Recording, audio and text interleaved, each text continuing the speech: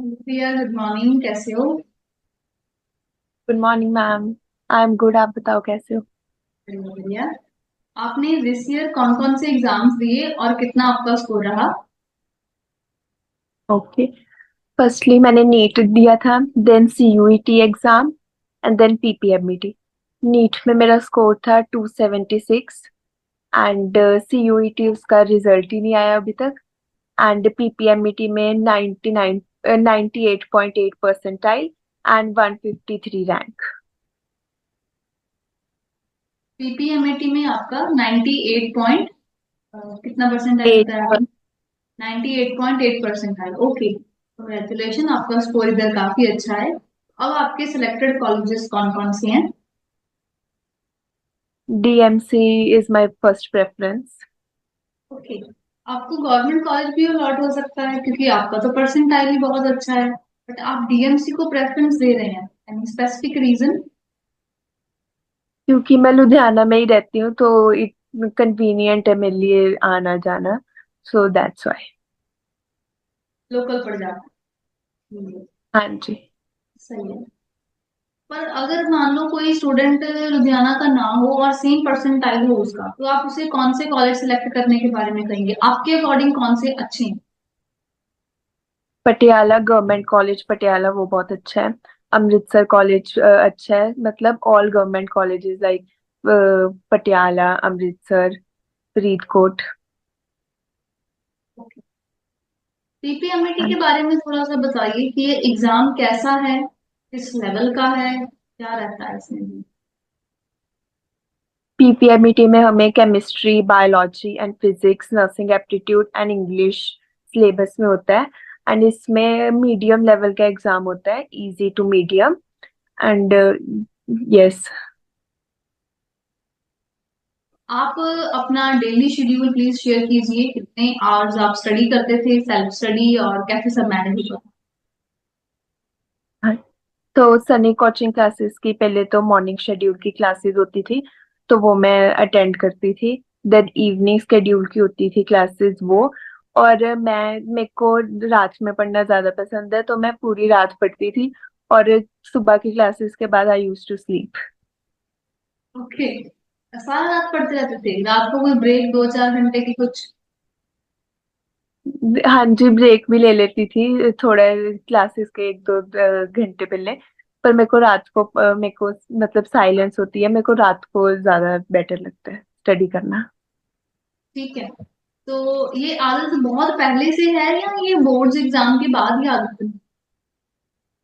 Boards के बाद ही, क्योंकि पूरा दिन फ्री होते थे, नहीं तो स्कूल के लिए फिर मुश्किल होता था। तो बोर्ड्स के बाद ही ये मेरे को आदत पड़ी। मुश्किल नहीं हुआ फिर ऐसे ट्रांजिशन? नहीं नहीं, मुश्किल नहीं हुआ। पहले भी मैं रात को पढ़ती थी पर पूरी रात ऐसे नहीं, 2 बजे तक, 3 बजे तक। अब थोड़ा ज्यादा हो गया। नहीं, ये मीन्स बहुत यूनिक बात है कि पूरा रात हम पढ़ रहे हैं। और कि दिन में भी तो क्लासेस होती थी। क्लासेस दिन में कितने कार्स की हो जाती थी? दिन में 6 to 8 आवर्स की क्लासेस हो जाती थी। वो कब भी कई है ना बार फिर। उससे ज्यादा। हम्म, हाँ जी। तो फिर दिन में भी 6 से 8 घंटे की क्लास है, फिर उसके अलावा सेल्फ स्टडी में भी रात को पूरा। तो क्लास में नहीं नींद आती थी कि उधर टीचर्स बोल रहे हैं, क्लास में नींद आई जा रही है? नहीं नहीं नहीं। पूरा एक्टिवली सुनते थे क्लासेस में? गुड, बहुत अच्छी स्ट्रेटेजी है। मतलब और भी कई बच्चे, मतलब ये वो कहते हैं, एक्सक्यूज वीकेंड से देते हैं कि भाई डे टाइम पे हमारे प्राइवेसी नहीं है, भाई हमें अलग रूम नहीं है, हम कैसे पढ़ें, या कोई आ जाता है तो डिस्टरबेंस होती है तो नहीं पढ़ा जाता। तो I think this is the best way कि आप रात को पढ़ो। रात को कोई नहीं आ जाएगा, सब टिके होंगे, तब आप अपना पढ़ लो। दिन टाइम पे वही रेस्ट ले लो जितनी मैक्सिमम हो सके। ओके, किस सब्जेक्ट को कितने टाइम देते थे डेली बेसिस? ओके।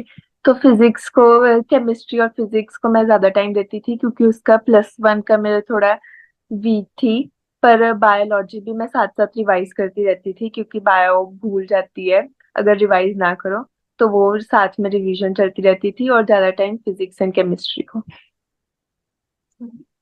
इस बार एग्जाम में इंग्लिश, नर्सिंग एप्टीट्यूड ऐसा सब कुछ भी आया था, जीके या कुछ? हाँ। हाँ जी। इंग्लिश के लिए तो मैंने ज्यादा, आई बी ऑनेस्ट, मैंने इतना फोकसली प्रिपेयर नहीं किया, क्योंकि मेरे को लगता है मेरी इंग्लिश अच्छी है, और इतनी भी हाई लेवल इंग्लिश नहीं आती है, बेसिक नॉलेज तो होनी चाहिए। और क्लासेस में ही मैंने सब सुना है और वही करके आई हूँ। एंड नर्सिंग एप्टीट्यूड भी सेम, जो क्लासेस में करवाया वही। तो उससे हो गया था पेपर अटेम्प्ट, मतलब मुश्किल तो नहीं लगी? नहीं, मुश्किल तो नहीं लगा, अच्छे से हो गया था। मतलब ऑलमोस्ट मेरे को इंग्लिश तो सारी आती थी। फिजिक्स केमिस्ट्री बायो का मतलब आप ज्यादा टाइम देते थे, सारा टाइम मतलब उसी को देते थे। हाँ। तो आपको वैसे नर्सिंग के बारे में कब पता चला, कब आपने सोचा भी हाँ नर्सिंग अच्छा फील्ड है, जाना चाहिए? ड्यूरिंग ट्वेल्थ ओनली, जब मैं रिसर्च कर रही थी कि अब मेरे को कॉलेज ढूंढना है तो कौन कौन से कोर्सेज हैं। पहले तो नीट तो फर्स्ट प्रेफरेंस थी, पर ऐसा नहीं था कि सिर्फ नीट ही मेरे को करना है। अगर नीट नहीं हुआ तो मेरे को सेकंड ऑप्शन के लिए भी जाना ही था। तो फिर मेरे को पता चला बीएससी नर्सिंग बहुत अच्छा ऑप्शन है, बहुत आगे स्कोप है इसके, तो फिर मैंने ये ऑप्ट किया। तो मॉक टेस्ट सीरीज का क्या लगता है आपको, कितना का रोल होता है एंट्रेंस एग्जाम को क्लियर करने? बहुत इंपॉर्टेंट रोल है, क्योंकि जब मैं नीट की प्रिपरेशन कर रही थी तो मैंने इतने मॉक टेस्ट नहीं दिए थे, और सिर्फ मैं थ्योरी रिवाइज करती रहती थी। तो जब एग्जाम देने गई तो कुछ क्वेश्चंस तो मतलब ऐसे लगा कि फर्स्ट टाइम है। तो मॉक टेस्ट अगर आप करते रहते हो तो कॉन्फिडेंस बिल्ड होता है, और जब आप क्वेश्चंस देखते हो तो ऐसे लगता है कि पहले किए हुए हैं तो हो जाएंगे, तो आपका कॉन्फिडेंस इंक्रीज होता है।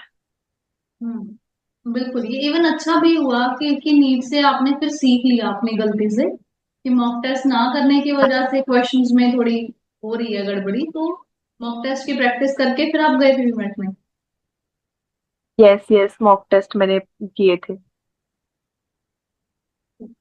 पढ़ते टाइम कभी डीमोटिवेशन हुई है कि नहीं हो रहा, मुश्किल लग रहा है, ये तो नहीं हो पाएगा, ऐसा कुछ? नहीं, ऐसा तो कभी नहीं हुआ। मैं बहुत कॉन्फिडेंट हूँ, मुझे लगता है कि मैं हमेशा पॉजिटिव ही सोचती हूँ कि ये तो मैं कर लूंगी। और मैं ऐसे मैनिफेस्ट करती रहती हूँ कि मेरी एडमिशन हो जाएगी, मेरा अच्छा रैंक आएगा। तो डीमोटिवेट तो मैं कभी नहीं हुई। मैं अपने मम्मा को मोटिवेट करती रहती हूँ कि आप ऐसे क्यों सोच रहे हैं, मैं तो कर लूंगी, मेरा तो हो जाएगा ये। बहुत अच्छी बात है, ऐसा ही होना चाहिए, क्योंकि अगर खुद पर्सन मोटिवेटेड होएगा तभी तो बच्चा पढ़ेगा। अगर वो यही सोचेगा कि मेरे से नहीं हो पाएगा तो फिर वो पढ़ेगा कैसे? मोटिवेशन तो पहले नंबर पे होगा।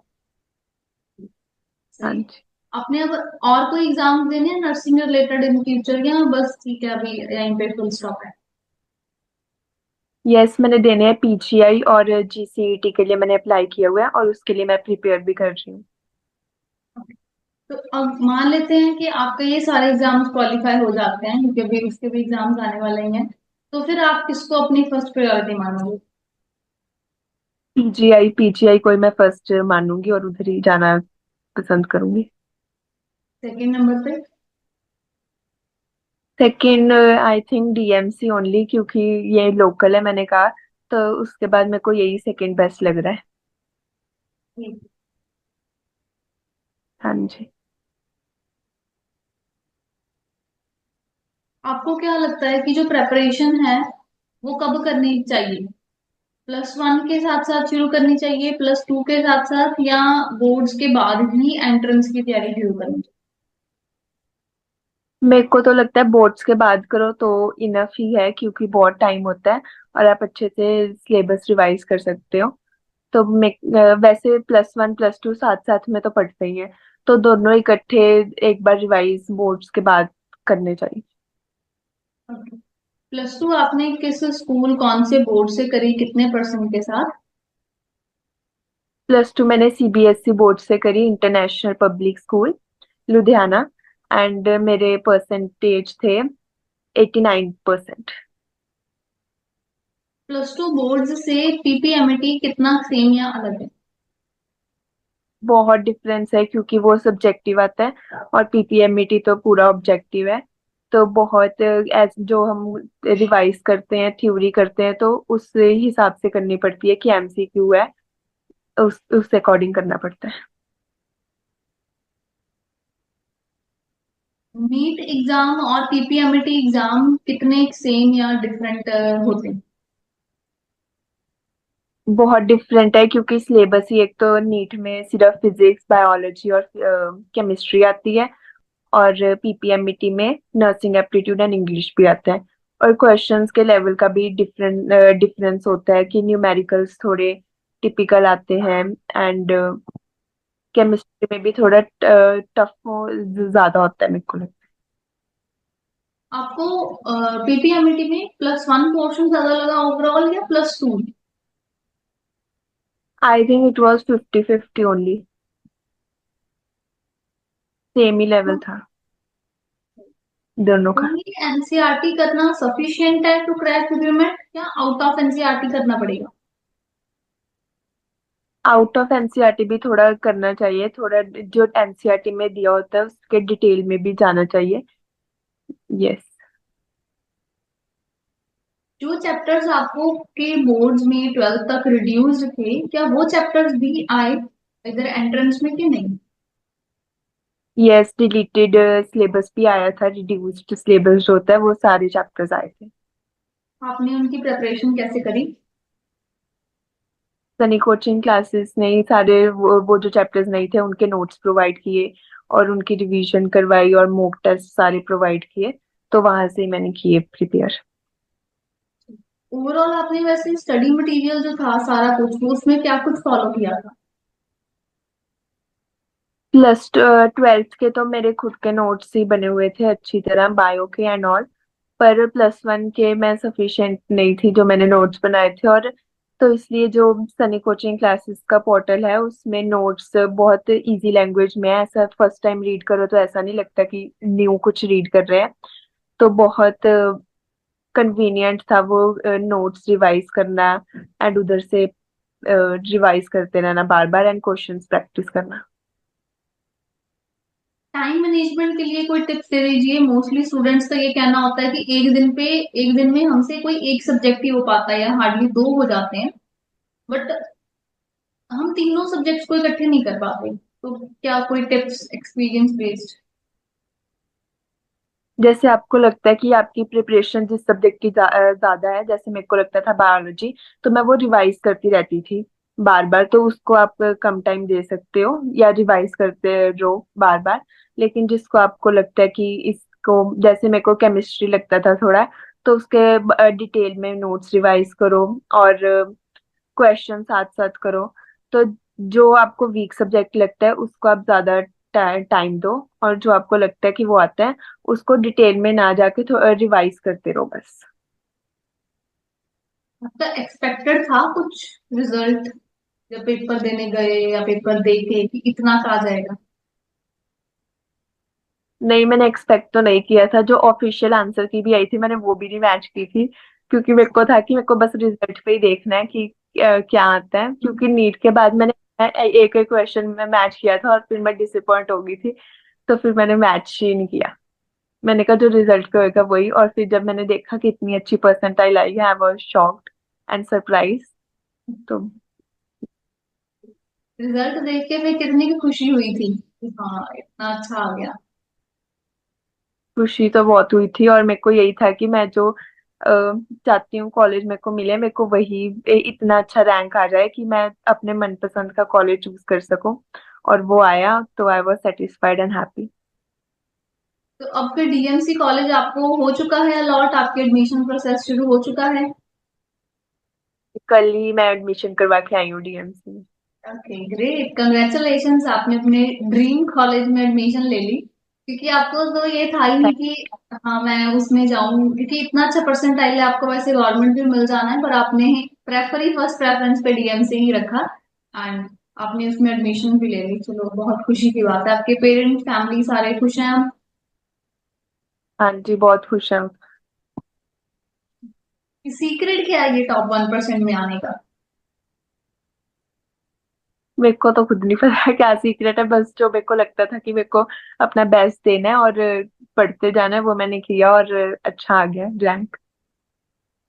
बिगेस्ट चैलेंज क्या था आपके लिए ड्यूरिंग जर्नी? मेरे लिए तो था कि मैं फोन कम यूज करूँ, सोशल मीडिया कम यूज करूँ, और पढ़ाई पे ज्यादा फोकस करूँ, डिस्ट्रैक्शंस कम हुए। तो बस यही था मेरे लिए चैलेंज। आजकल ना ये भी बहुत है कि सोशल मीडिया फोन अब हर के पास है, तो डिस्ट्रैक्शन के सोर्सेज बहुत हो जाते हैं।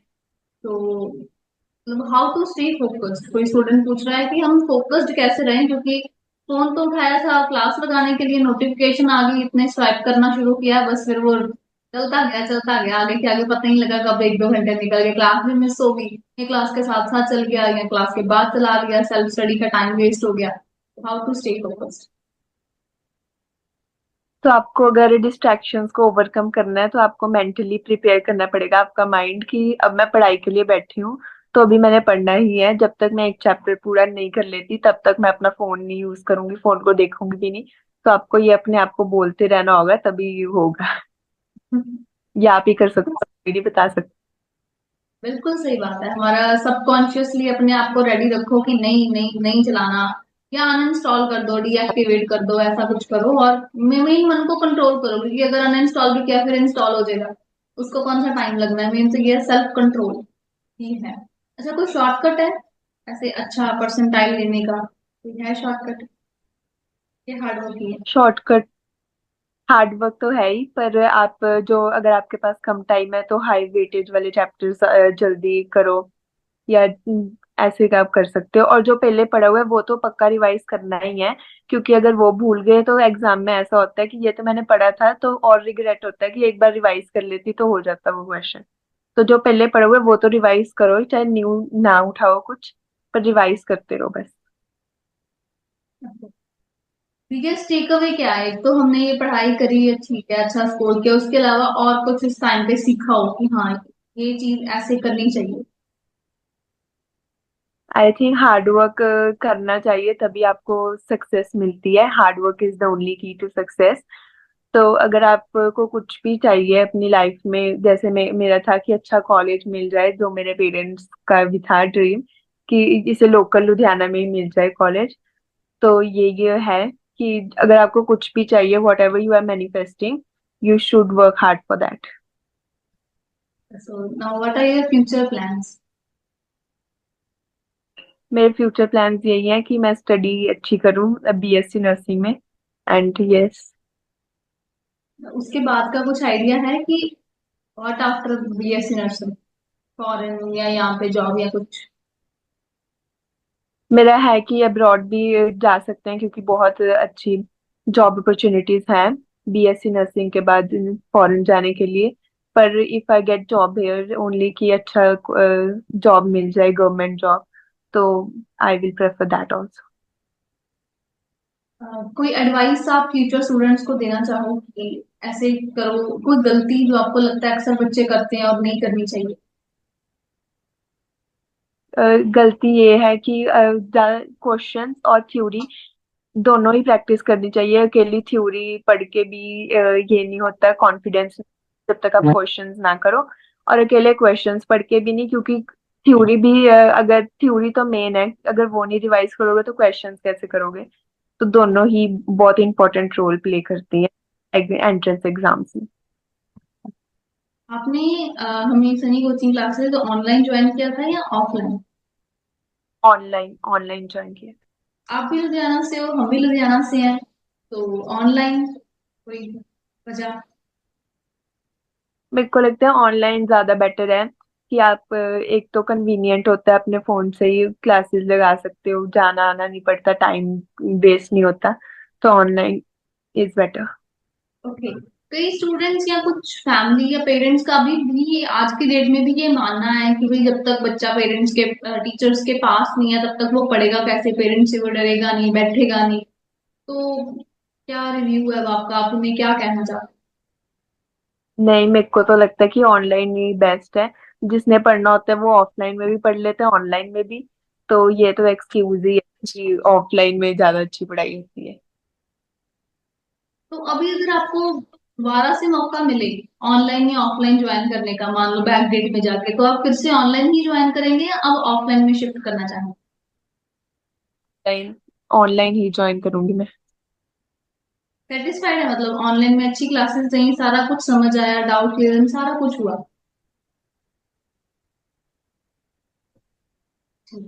डाउट कैसे पूछते थे क्लासेस में, कुछ पूछना है तो कैसे आप पूछ पाते थे? मैसेज, इन कॉल मैसेजेस का ऑप्शन होता है, तो आप मैसेज कर सकते हो और साथ ही मैम और सर क्लियर कर देते थे हर एक बच्चे का डाउट। ओवरऑल एक्सपीरियंस आपका सनी कोचिंग क्लासेस के साथ कैसे रहा, और क्लासेस का वे कह लो, स्टडी मटेरियल कह लो, या ओवरऑल? बहुत अच्छा एक्सपीरियंस रहा, आई एम वेरी एक्साइटेड। और क्लासेस का वे भी बहुत अच्छा है कि मॉक टेस्ट की भी प्रैक्टिस डेली होती है, एंड रेगुलर बेसिस पे थ्योरी भी रिवाइज होती रहती है, बार बार जो चैप्टर्स इम्पोर्टेंट वो दोबारा दोबारा रिवाइज होते हैं, एंड मॉक टेस्ट की भी होती रहती है प्रिपरेशन। तो ये बहुत अच्छा है कि 50-50 दोनों को इम्पोर्टेंस दी जा रही है।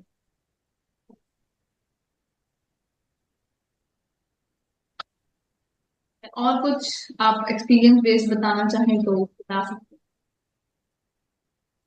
मेरे को एक ये बहुत अच्छी ये लगी कि सनी कोचिंग क्लासेस का खुद का पोर्टल है, जिसमें आप एनी टाइम क्वेश्चंस रिवाइज कर सकते हो, थ्योरी रिवाइज कर सकते हो, क्वेश्चंस जितने मर्जी प्रैक्टिस करो। जो मॉक टेस्ट होते हैं आप री अटेम्प्ट कर सकते हो बार बार। तो ये बहुत अच्छा पॉइंट है। हैं? ओके, क्या ये वीडियो स्क्रिप्टेड थी? Not at all. क्या हम आपकी इस वीडियो को अपने सोशल मीडिया प्लेटफॉर्म पे शेयर कर सकते हैं? Yes. Okay, thank you so much Siya, इतना टाइम देने के लिए। हम यही प्रे करते हैं कि आगे भी आप अपने डिजायर्ड पोजीशन पे पहुंचे, एंड आगे भी जो एग्जाम है जैसे पीजीआई का, उसमें भी अच्छा स्कोर लेके आए। All the best. Thank you so much for giving your time. Thank you. Thank you to you and sir also. Thank you ma'am. Bye, मिलते हैं। सेंटर भी आके जाना किस दिन टाइम निकाल के, जब भी टाइम मिला जरूर मिलके। Done. Thank you, thank bye. You.